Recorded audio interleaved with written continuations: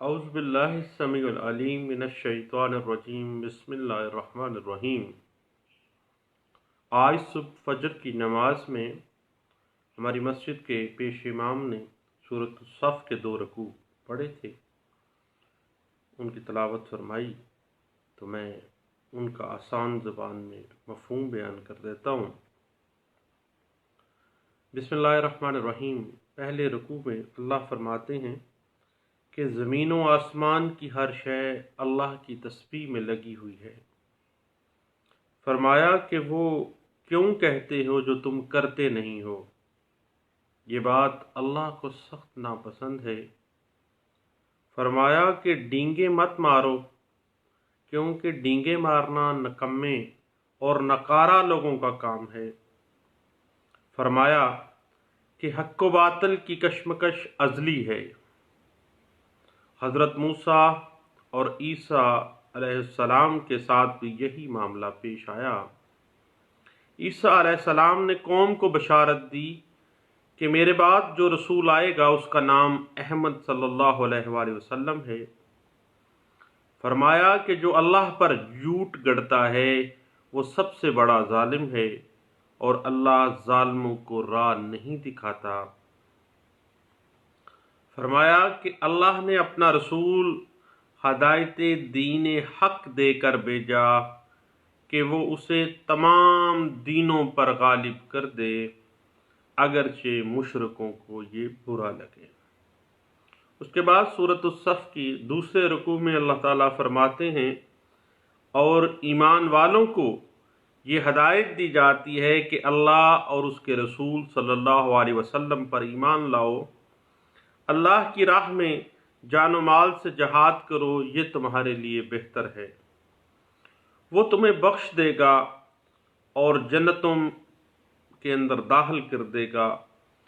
فرمایا تم اللہ کے مددگار بن جاؤ۔ حضرت عیسیٰ علیہ السلام کے ساتھیوں نے جواب دیا کہ آپ اللہ کی مدد کرنا چاہتے ہیں تو ہم آپ کے مددگار ہیں، اور ہم نے مومنوں کی مدد کی اور وہ مخالفوں پر غالب آ گئے۔ اس طرح مسلمانوں کو فتح اور غلبے کی خوشخبری سنائی گئی ہے۔ وآخر دعوانا ان الحمد للہ رب العالمین۔ اللہ کا کلام بے شک سچا ہے۔ اب ہم بات کو بڑھانا چاہتے ہیں اسپیسیفک پرفارمنس آف کانٹیکسٹ کے حوالے سے۔ کل ہم نے اس کے کانٹیکسٹ میں کچھ ڈسکشن کی تھی، تو یاد رکھیے گا پہلی بات جو ذہن نشین کر لیجیے گا کہ امویبل پراپرٹی کے اعتبار سے جو بھی اقرار نامہ معاہدہ بیع کیا جاتا ہے وہ اس پراپرٹی کی بابت کسی قسم کا کوئی ٹائٹل کریٹ نہیں کرتا، کسی قسم کا کوئی حق ملکیت کریٹ نہیں کرتا،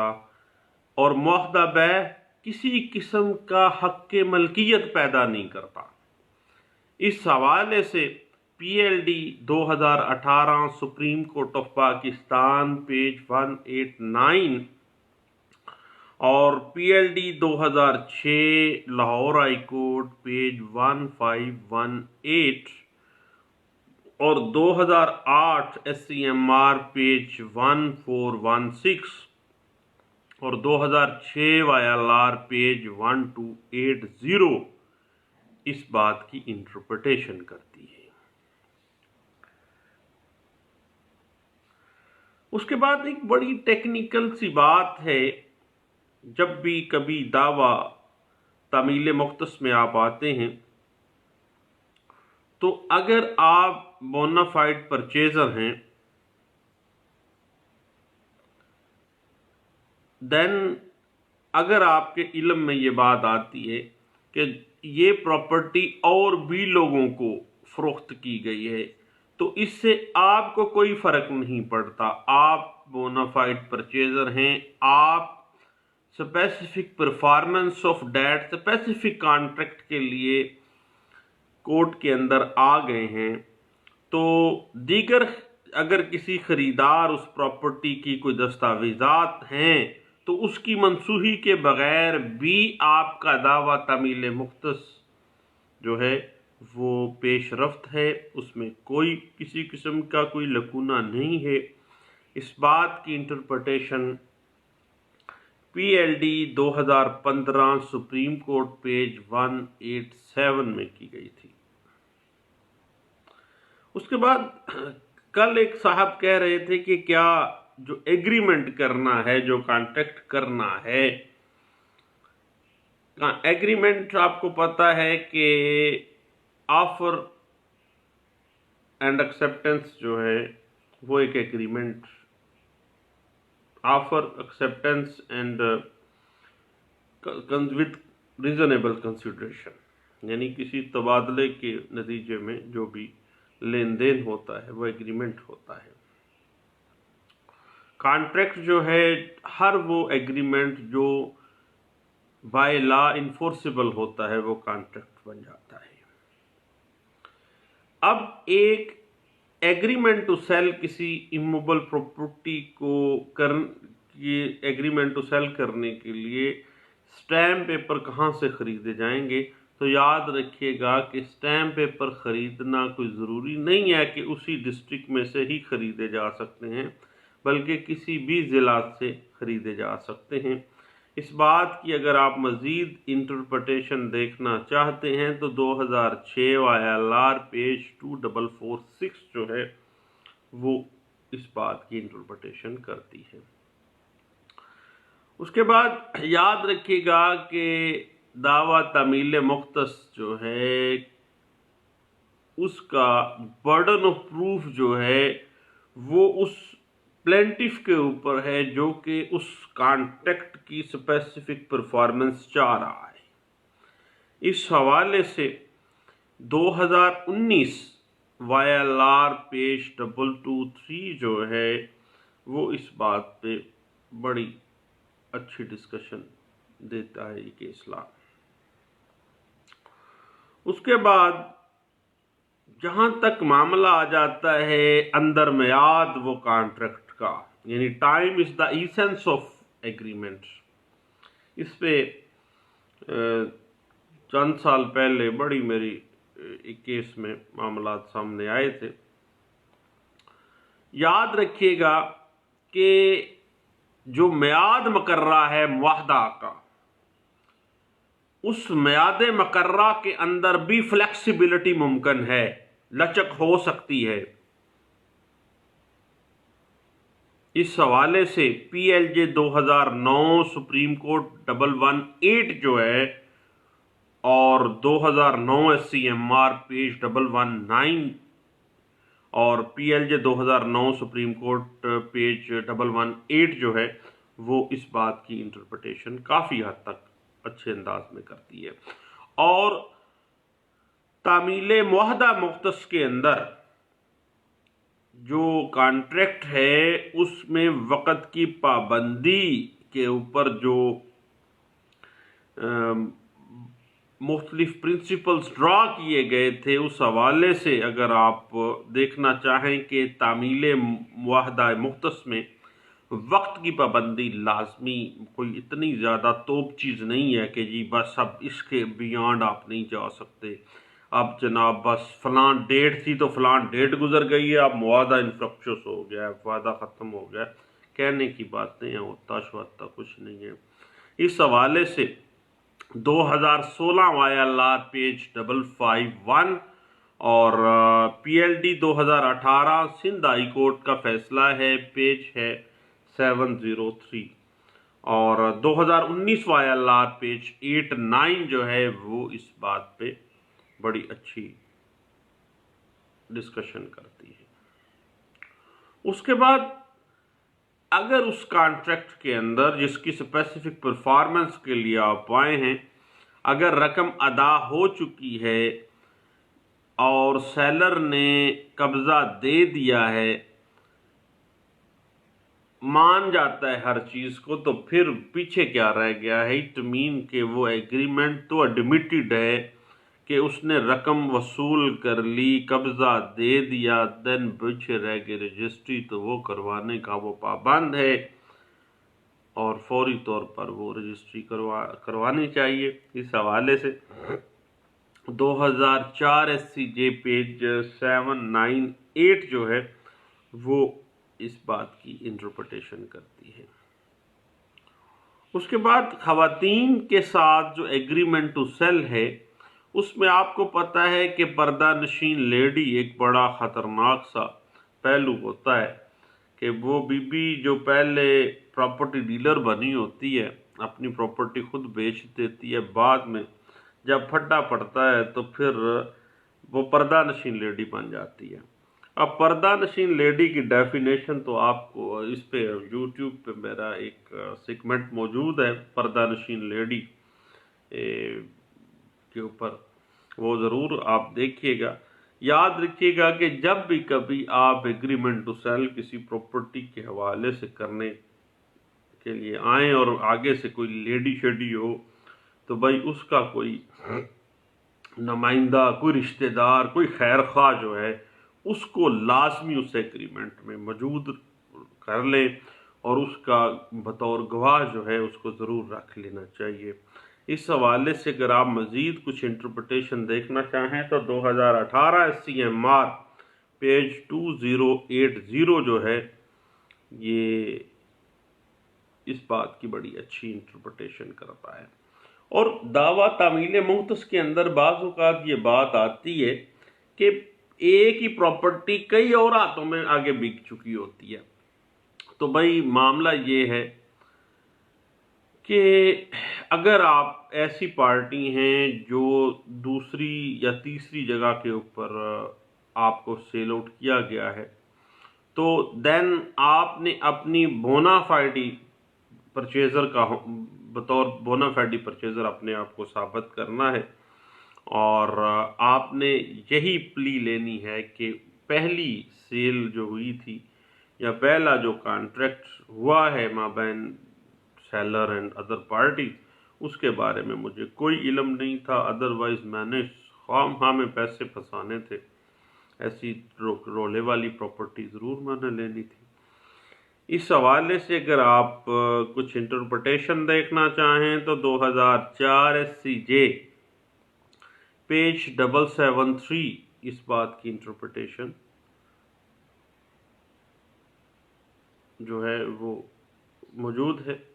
اس کے بعد ایگریمنٹ ٹو سیل کے اوپر دونوں پارٹیز کے سگنیچر ہر صفحے کے اوپر موجود ہونے چاہیے،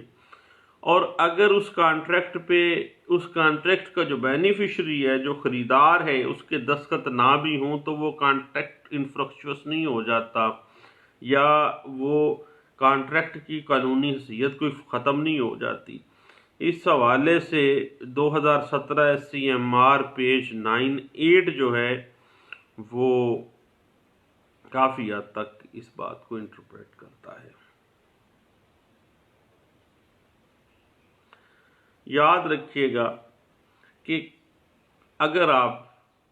اسپیسیفک پرفارمنس کی کانٹریکٹ کے بعد اسپیسیفک پرفارمنس آف کانٹریکٹ کے دعوے میں آئے ہیں، تو دین آپ کو اپنا نیک نیت، بونافائیڈی پرچیزر ہونا اور کنسیڈریشن پے کی ہونی، یہ آپ نے ثابت کرنا ہے، اور اسپیسیفک پرفارمنس تو آپ کو پتہ ہے کہ ڈسکریشن آف کورٹ ہے، اور کافی حد تک اس حوالے سے آپ کو ہیلپ آؤٹ کرے گا۔ یہ بات دعویٰ تعمیل مختص کے اندر کہ آپ کے حق میں یہ ڈگری ہو جائے۔ اس حوالے سے 2008 SCMR پیج 352 اور 2003 MLD پیج 878 اور 2007 YLR پیج 2689، 2007 YLR پیج 942 اور PLJ 2010 سپریم کورٹ پیج 931 جو ہے وہ آپ کو کافی حد تک اس بات کی انٹرپریٹیشن دے دیتی ہے۔ اس کے بعد یاد رکھیے گا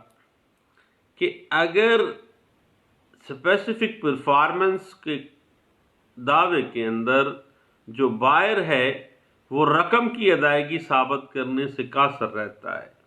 بائر انکار کر دیتا ہے کہ جناب اس نے تو مینوں پیسہ ہی نہیں دیتا، اور جو بائر ہے وہ ثابت نہیں کر پاتا، تو دین اس کا جو دعویٰ ہے، آپ کا دعویٰ اسپیسیفک پرفارمنس آف کانٹریکٹ کا، وہ ڈسمس بھی ہو سکتا ہے۔ اس حوالے سے کیونکہ پاکستان میں مرے اور مکرے کا علاج کوئی نہیں ہے، اگر بندہ گیا نا مکر کہ بھائی پیسہ اس نے مجھے دیا نہیں تھی، وصولی دھوکے سے ڈلوائی ہے، تو پھر آپ اسپیسیفک پرفارمنس آف کانٹریکٹ کے دعوے کے اندر رول جائیں گے بطور پلینٹف۔ اس وجہ سے جب بھی آپ ادائیگی رقم کی دیں تو اس کا ثبوت اپنے پاس لازمی رکھنا ہے، ادروائز آپ کا دعویٰ ڈسمس ہے جناب۔ اس حوالے سے 2006 YLR پیج 2257 ہے، اور کانٹریکٹ کے اندر جو ٹائم لیمٹ ہے، وہ ٹائم لیمٹ کے حوالے سے کہ time is the essence of contract, کے اس مقررہ مدت مقررہ وقت پہ پیسہ دیا جائے گا، ٹھیک ہے جی، اور اگر نہیں بھی دیا جاتا تو پھر آپ کو پتہ ہے کہ وہ ریسینڈ کروانا پڑے گا آپ کو اس کانٹریکٹ کو۔ پھر بھی اس حوالے سے time is the essence of contract کے حوالے سے اگر آپ ایک لینڈ مارک اسیسمنٹ ہے، ابھی 2-3 دن پہلے ہی میری نظر سے گزری ہے، وہ ہے 2019 YLR پیج 8-9 جو ہے وہ کافی حد تک آپ کی ہیلپ آؤٹ کرتی ہے۔ اس کے بعد یاد رکھیے گا کہ اگر آپ کسی مائنر کے ساتھ، کسی مبہوث الحواس شخص کے ساتھ، کسی لونیٹک کے ساتھ کو معاہدہ کرتے ہیں اور اس کا کوئی گارڈین مقرر نہیں ہوا وہ عدالت سے، بلکہ میرے پاس پچھلے دنوں ایک معاملہ تھا، اس میں بڑے بھائی نے اپنے چھوٹے پاگل بھائی کی طرف سے ایک معاہدہ کر دیا تھا، ایگریمنٹ ٹو سیل کا پراپرٹی ان کو وراثت میں ملی تھی، تو ایسا جو معاہدہ بے ہے وہ اللیگل ہو جاتا ہے اور وائڈ ہوگا۔ اس کا طریقہ کار تو آپ کو پتہ ہے کہ پہلے باقاعدہ اس کا گارڈین مقرر ہونا تھا، اس کے بعد پھر اس کے بینیفٹ کے لیے، اس کے انٹرسٹ کی خاطر ہی وہ پراپرٹی جو ہے وہ سیل آؤٹ ہونی تھی۔ اس حوالے سے 2018 YLR پیج 2691 جو ہے وہ کافی حد تک آپ کو ہیلپ آؤٹ کرتی ہے۔ اس کے بعد یاد رکھیے گا کہ جب بھی آپ اسپیسیفک پرفارمنس آف کانٹریکٹ کے لیے آتے ہیں تو اسپیسیفک پرفارمنس آف کانٹریکٹ میں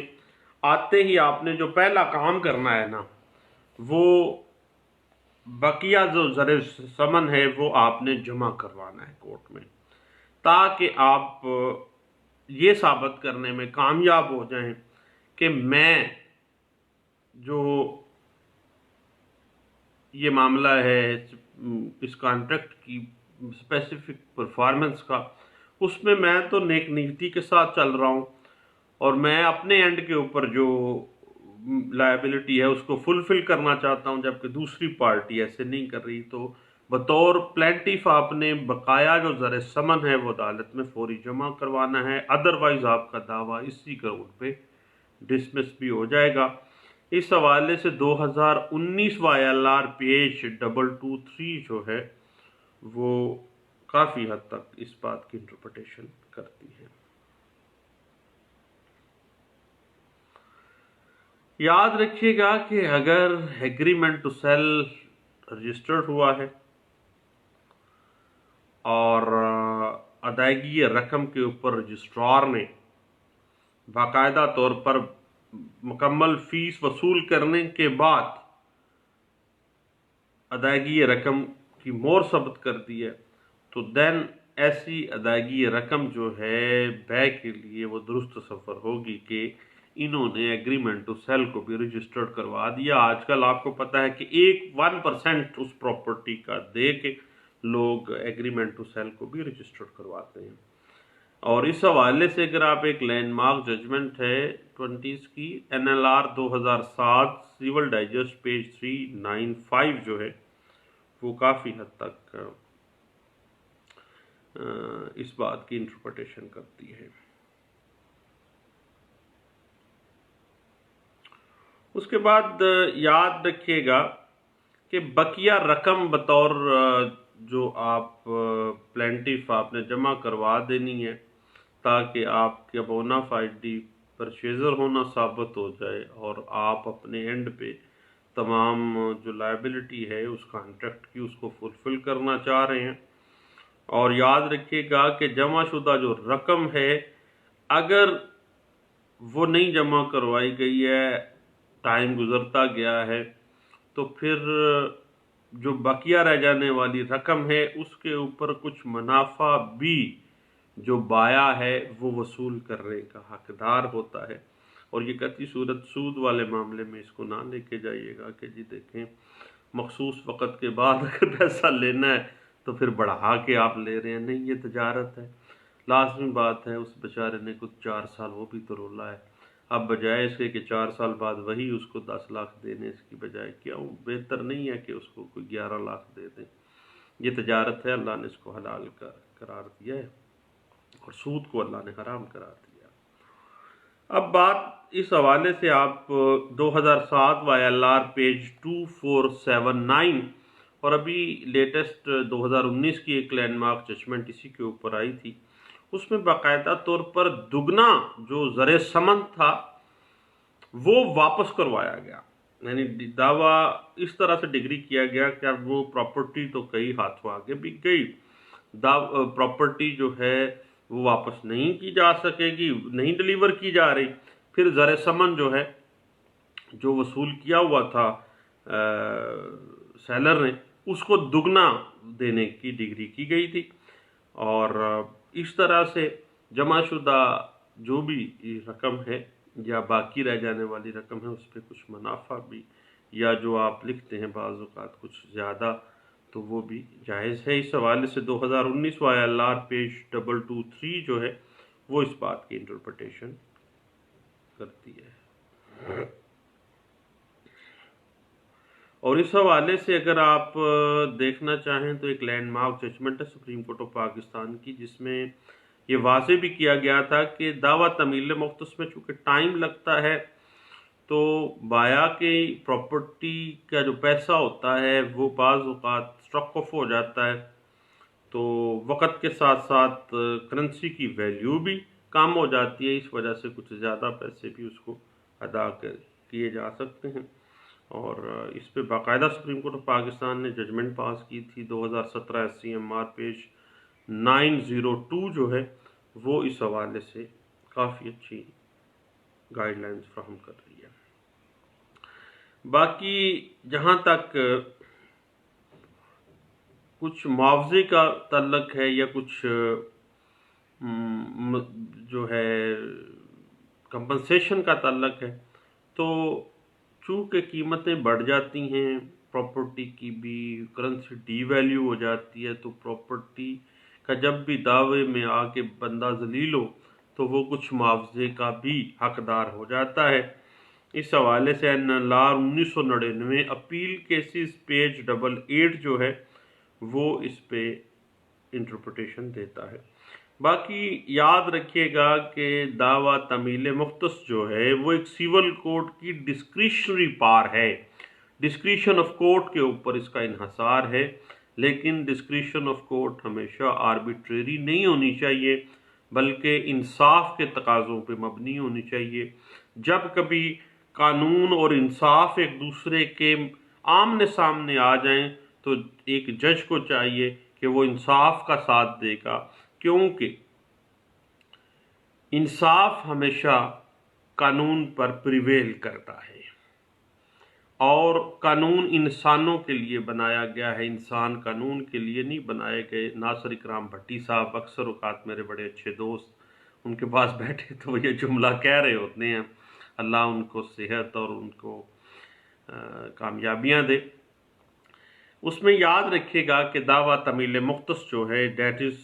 دا ڈسکریشن آف کورٹ ہے، اور اس حوالے سے آپ 2007 MLD پیج 119 اور PLJ 2006 Lahore High Court page 1329 اور 2006 YLR پیج 1520 جو ہے وہ آپ دیکھ سکتے ہیں۔ تو اب بات آ جاتی ہے نیکسٹ جو اس کی ٹیکنیکلٹیز ہیں suit for specific performance of contract کی، تو پھر انشاءاللہ جو ہے نیکسٹ انشاءاللہ اس پہ ہم مزید کچھ گپ شپ لگائیں گے۔ دعاؤں میں مجھے یاد رکھیے گا، انشاءاللہ باتیں ہوتی رہیں گی۔ بہت شکریہ، تھینک یو، اللہ حافظ۔